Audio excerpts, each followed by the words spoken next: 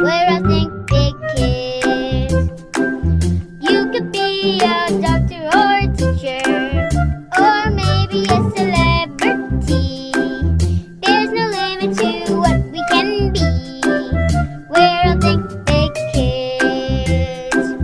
Where I think big kids. And we like to think big! Hi, I'm Grace to Think Big Kid. Today, we're going to explore a new career. Today, we're going to learn about being an occupational therapist. Join me as I interview 2 occupational therapists about their careers. So excited! Let's go Zoom! Hello and welcome back to another episode of Think Big Kids. I'm your host Grace, and today we'll be talking to 2 occupation therapists, Miss Judy and Miss Anna. Welcome to the show. Let's go and get started. First question, can you tell us what do you do for your job and how do you get started exactly? Okay, I am an occupational therapist, and most people don't understand what occupational therapy is, so I'm really happy that I get this opportunity today to explain this to you and all your audience. Occupational therapy is a really fun and challenging and rewarding career because we get to help people. It's very diverse, which means that we work with people of all different ages, all different levels of disabilities, and in lots of different settings. So basically, the job of OT is to work with people who are having a difficult time with activities that they need to be able to do or that they want to do. So things like getting dressed, feeding yourself, doing schoolwork, doing housework like cooking or laundry, or even jobs, things you need to do to be able to do your job. All of those are activities that we do every day. They are called our occupations because that's how we occupy our time. And that's where we get our name from, occupational therapy. So for me, I worked in the school system. And I'm retired, but I worked in the school system for 18 years. And when I was at school, the students' occupation was learning. So the teachers would tell me when they had a student that was having a hard time with things like writing or coloring or cutting, maybe eating lunch, or even having trouble paying attention in class. And some students had very serious disabilities and they needed help with things like just sitting up in the chair or being able to hold a pencil or to use an iPad.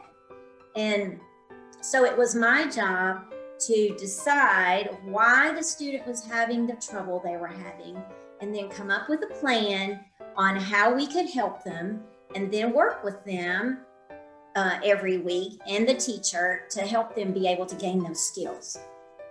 Let's recap. Occupational therapists have a fun, challenging, and rewarding career that helps people of all ages who need to learn or relearn how to do daily activities or occupations. They create plans to help kids and adults to gain the skills they need using all sorts of games, crafts, and technology. What is your favorite part about your career? One of my favorite things about occupational therapy is that we get to use crafts sometimes.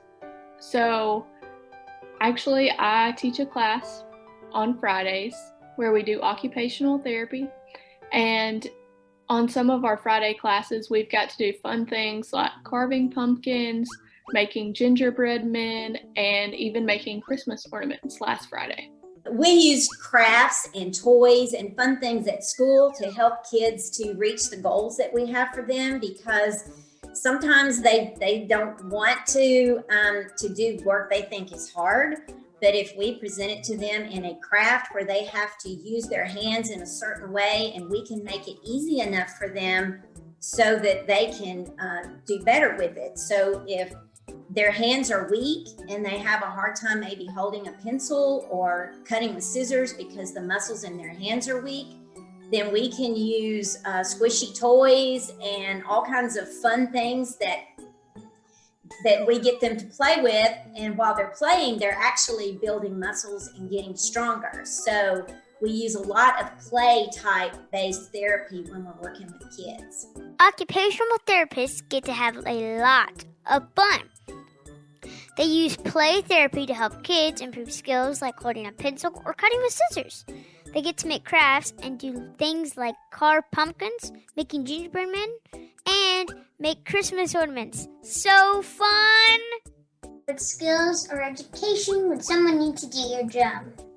If you want to help others. So if you're interested in helping others when you grow up one day, I think this would be a good place for you to start.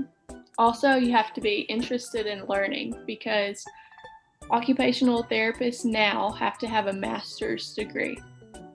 And by 2027, you might have to have a doctorate to be in this profession. So it's important that you want to be a hard worker and you like to learn stuff like science and anatomy and all kinds of things that you'll learn in college. It's time for Think Big Kid Checklist. For this career, you need to ask yourself a few questions. First question, do you like to help others? This career is all about helping people. For your second question, do you like learning? Occupational therapists must earn a master's degree, and by 2027, they will have to have a doctorate degree. Wow, that's a lot of learning. Well, actually, our next question is going to come back to some of those things you talked about. It is actually, what kind of tools or technology do you use for your job? Okay, so the biggest tool of an occupational therapist is their personality, because we have to engage with people at times in their life, especially a lot of adults may have been injured, might be in the hospital, or children might be having a hard time at school. And so it's our job to encourage them, to make them feel good about themselves, and to motivate them to want to work hard to reach the goals and build the skills that they need. So they call it therapeutic use of self is what is a big tool that we use. Another thing that we do, like I said, we use toys as tools. And then we also use technology is a huge part of the tools that we use.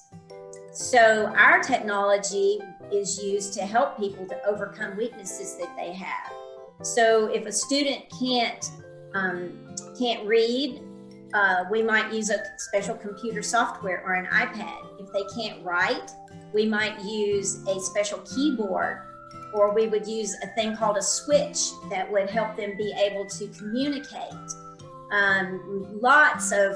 If you like technology, there's a lot of places that you can use it as an occupational therapist, because those things help people who have disabilities.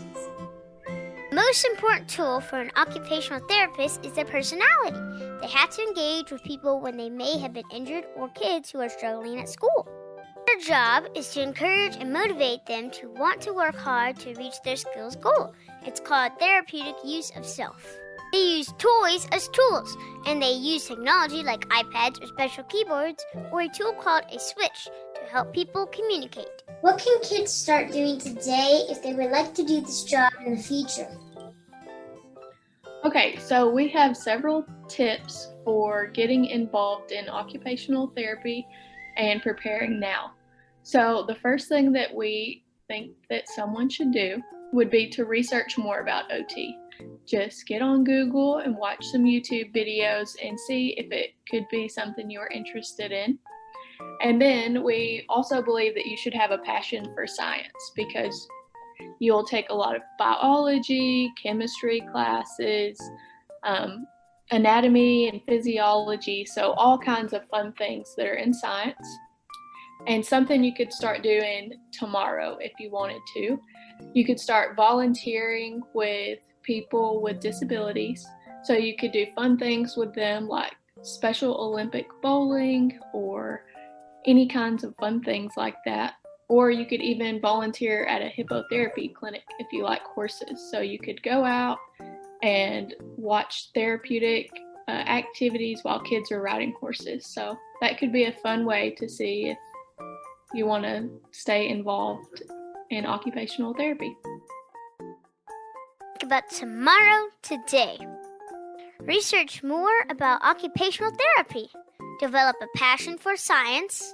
volunteer to help people with disabilities such as Special Olympics bowling. Bonus information! Did you know that hippotherapy is using horseback riding as a therapeutic or rehabilitative treatment to help people improve their coordination, balance, and strength?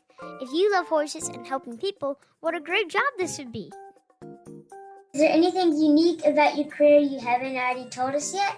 What I have loved about being an occupational therapist is that, first of all, again, I get to help people, but it is so diverse. It's very unique in that with one educational degree, you can work in very different settings and do very different things.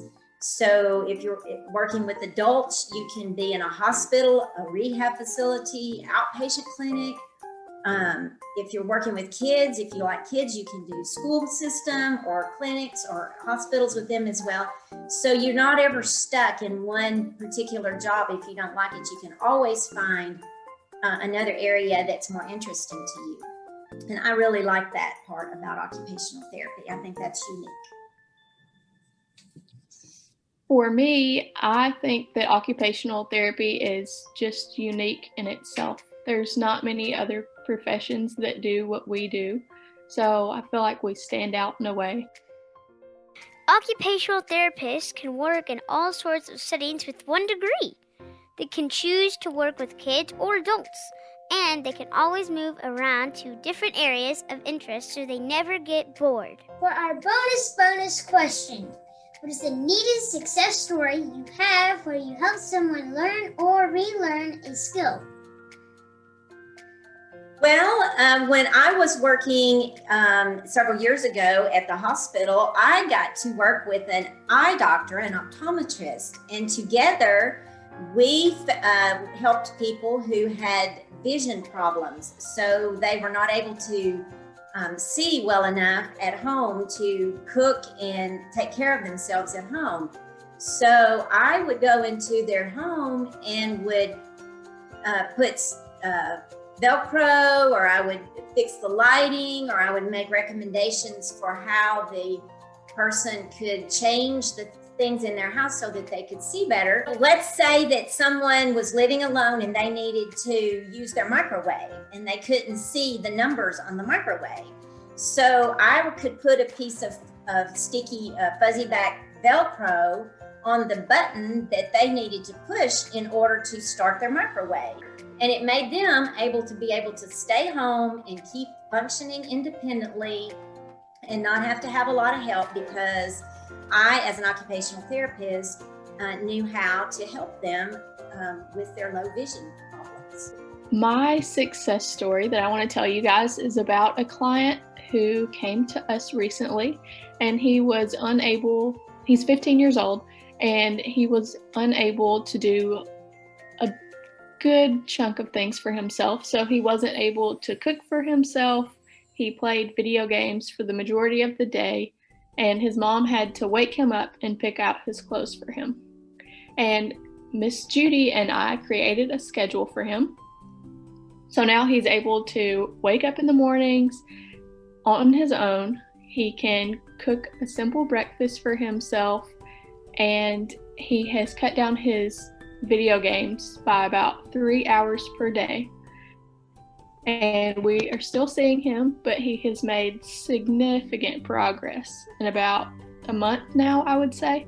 So it has just been an incredible success story, and we're excited to see where it goes.